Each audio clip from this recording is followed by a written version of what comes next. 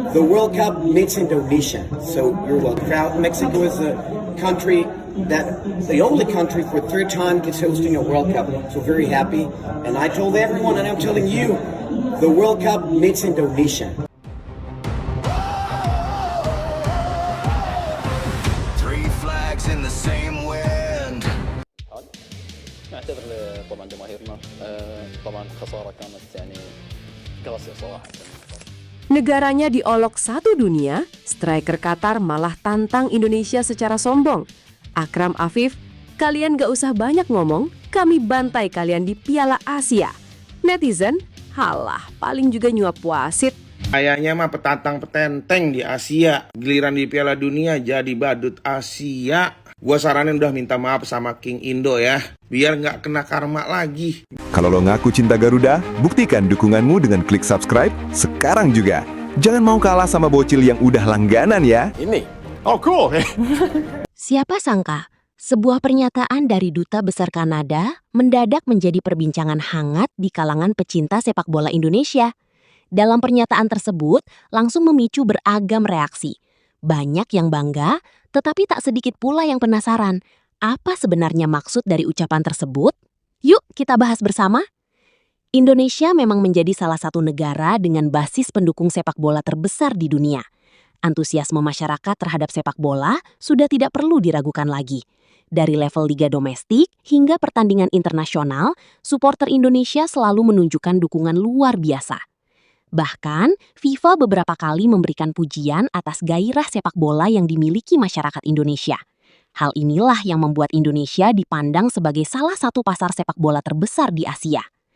Menurut berbagai pengamat, kehadiran Indonesia di ajang Piala Dunia akan memberikan dampak besar, bukan hanya dari sisi olahraga, tetapi juga dari sisi ekonomi dan popularitas turnamen itu sendiri. Jumlah penduduk yang mencapai lebih dari 280 juta jiwa menjadikan Indonesia sebagai salah satu negara dengan jumlah penggemar sepak bola terbesar. Tidak heran apabila banyak pihak berharap timnas Indonesia suatu hari nanti bisa tampil di putaran final Piala Dunia. Sebab kehadiran Garuda akan membawa jutaan pasang mata untuk menyaksikan turnamen terbesar di dunia tersebut. Selain itu, perkembangan sepak bola Indonesia dalam beberapa tahun terakhir juga cukup mencuri perhatian.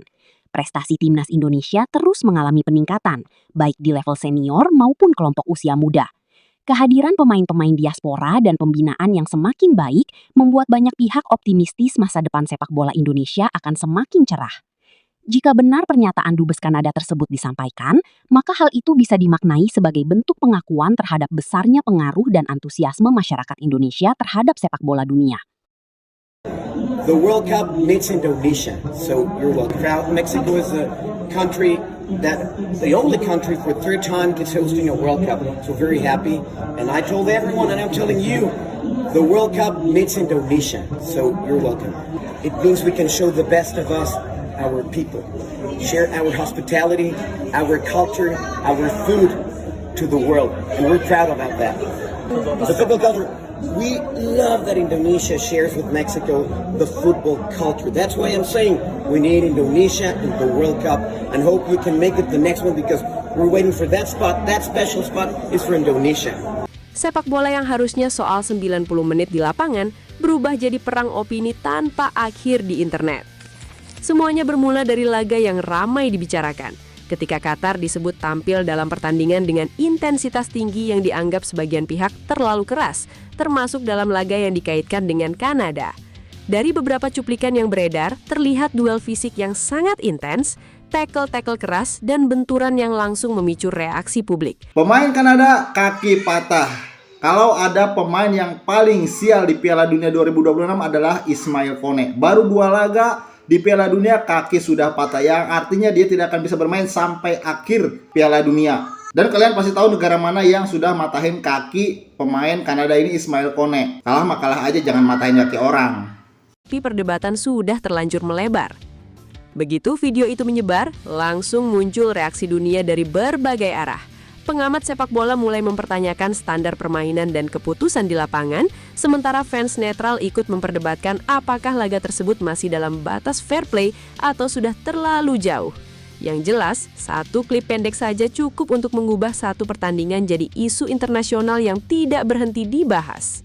Pren, ada kejadian mengerikan cedera di pertandingan antara Kanada versus Qatar tadi. Ismail Kone di-tackle keras dan akhirnya mendapatkan cedera patah fibula kaki. Dan ya sudah dipastikan harusnya perjalanan seorang Ismail Kone harus berakhir di match lawan Qatar tadi. Tapi Kanada menang bantai-bantai 6-0 dan Qatar dapetin 2 kartu merah. Dan kita harapkan cepat pulih untuk seorang Ismail Kone. Tapi ngomongin soal cedera, Pren, ada pemain yang dibawa sama timnasnya tapi kerjaannya cedera mulu. Siapa lagi kalau bukan Neymar Junior, dibawa sama Ancelotti ke skuad Brasil yang sampai saat ini mungkin di tengah lapangan dia belum ada impact sama sekali. Tapi yang aku lihat ketika pertandingan lawan Maroko, dia punya impact di pinggir lapangan. Dia kasih motivasi, dia kasih arahan untuk para pemain Brazil. Dan mungkin peran ini yang dibutuhkan oleh Ancelotti dari seorang Neymar ya, bukan di tengah lapangan tapi di pinggir lapangan. Karena yang sama-sama kita tahu bahwasanya Ancelotti itu ya minim strategi, minim taktik, tapi dia mainnya moral, dia mainnya motivasi. Makanya Ancelotti lebih memilih membawa Neymar daripada Joao Pedro. Tapi di pertandingan kedua Brazil menghadapi Haiti nanti, Neymar juga nggak bisa main, bahkan nggak masuk dalam DSP-nya Ancelotti. Alasannya adalah Neymar baru banget sembuh, baru banget latihan full sama timnas Brazil. Makanya Brazil nggak mau ambil resiko, takutnya Neymar cedera lagi. Ini cukup menarik nih kalau misalnya emang Ancelotti bawa dia untuk naikin moral dan motivasi di pinggir lapangan, tapi kali ini nggak masuk DSP, berarti dia nggak bisa duduk di pinggir lapangan dong. Jadi sebenarnya buat apa Ancelotti bawa seorang Neymar? Apakah FOMO-FOMOan aja last dance gitu kayak CR7, Messi, Modric dan lain-lain, atau entah ada hal lain? Padahal ada Joao Pedro dari Chelsea yang mungkin lebih siap. Kontribusi gol and assist-nya juga bagus banget untuk Chelsea. Tapi ya itu adalah keputusan dari seorang Ancelotti sebagai pelatih timnas Brazil. Dan gimana tanggapan kamu, Pren, seputar Neymar yang 2 match awal ini belum bisa main sama sekali? Coba tulis di kolom komentar.